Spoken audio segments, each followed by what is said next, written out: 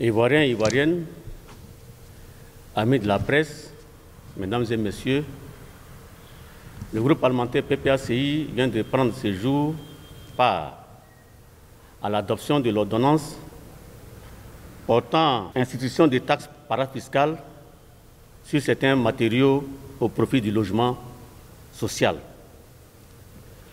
Le groupe parlementaire PPACI a donc dégagé sa position sur ce projet d'ordonnance. Et je tiens donc, comme nous avions promis de le faire, donner notre opinion et partager cette opinion avec la communauté nationale et internationale, toutefois que des questions ici essentielles pour la République et pour la nation se présentaient à l'Assemblée nationale. Je vais donc vous lire la déclaration du groupe parlementaire à ce sujet. Mesdames et messieurs, chers amis de la presse, le groupe parlementaire PPACI a examiné avec attention le projet de loi relatif à la ratification de l'ordonnance numéro 2021-868 du 15 septembre 2021 instituant des taxes parafiscales sur certains matériaux au profit du logement social. En effet, dans le cadre spécifique du programme présidentiel des logements sociaux et économiques, initié depuis 2011, le gouvernement éprouve des difficultés à mobiliser des ressources nécessaires pour la purge des droits coutumiers et la réalisation des VRD, entendez par là voirie et réseaux divers. Par ailleurs, la réalisation de l'objectif de 30 000 logements sociaux peine à se concrétiser en raison des difficultés financières rencontrées par les promoteurs. Mesdames et messieurs, chers amis de la presse, le groupe parlementaire PPACI voudrait saluer cette initiative qui vise à permettre aux populations de se construire un logement. Toutefois, à l'analyse, les mesures envisagées semblent plus préoccupantes que le soulagement qu'elles visent à apporter aux populations.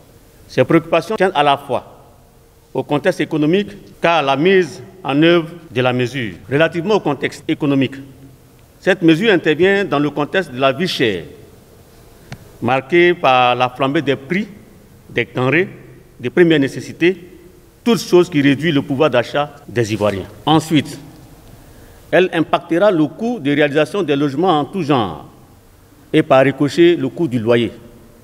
Cette opération va réduire la capacité des moins nantis à se construire un toit, puisqu'ils n'auront pas les moyens de faire face aux coûts élevés du fer et du ciment, qui sont des matériaux de base pour toute construction.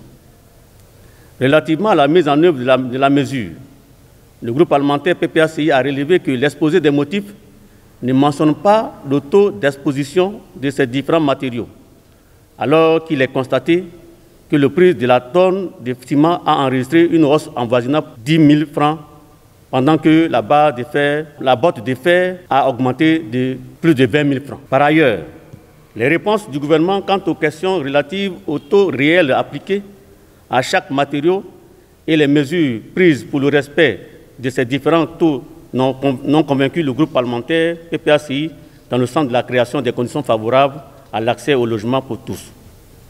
Le groupe parlementaire PPACI note en conséquence que malgré les bonnes intentions du gouvernement, ce projet de loi en faveur des logements sociaux est contre-productif.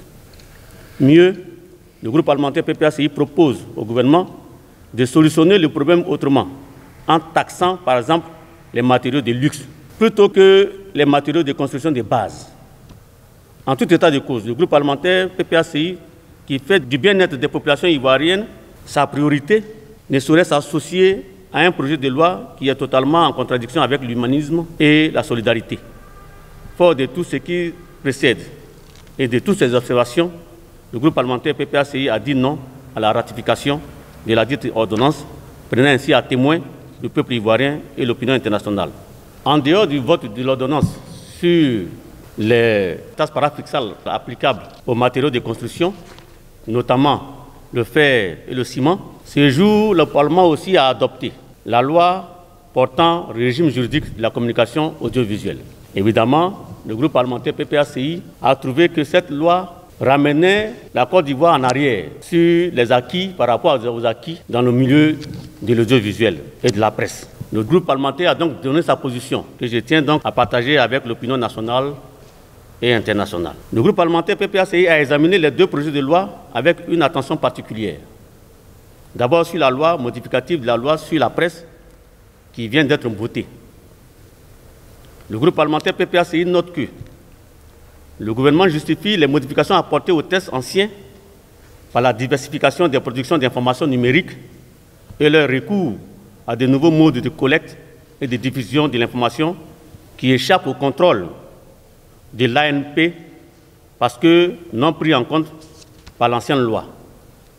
Cependant, si les mesures correctives évoquées dans l'exposé des motifs de ce projet de loi modificatif sont jugées pertinentes quant à leur finalité, leur champ d'application ainsi que leur substance comportent des risques graves sur la liberté de la presse écrite et le principe d'égalité des citoyens devant la loi. Relativement au champ d'application des mesures correctives projetées, le projet de loi modificatif les étend, par exemple, au domaine suivant, et je cite, « Ces nouveaux modes de mise à disposition de l'information au public et les productions d'information, quelle que soit leur nature et support, qui doivent, avant diffusion de toute information, se constituer en entreprise de presse et rester soumises à la loi sur la presse. » Élaborée en ces termes, cette solution contient de nombreuses insuffisances dans la mesure où elle ne pourra effectivement s'appliquer qu'aux seuls professionnels des médias numériques locaux, à l'exception de ceux implantés hors du pays et donc à l'abri des sanctions des autorités de régulation.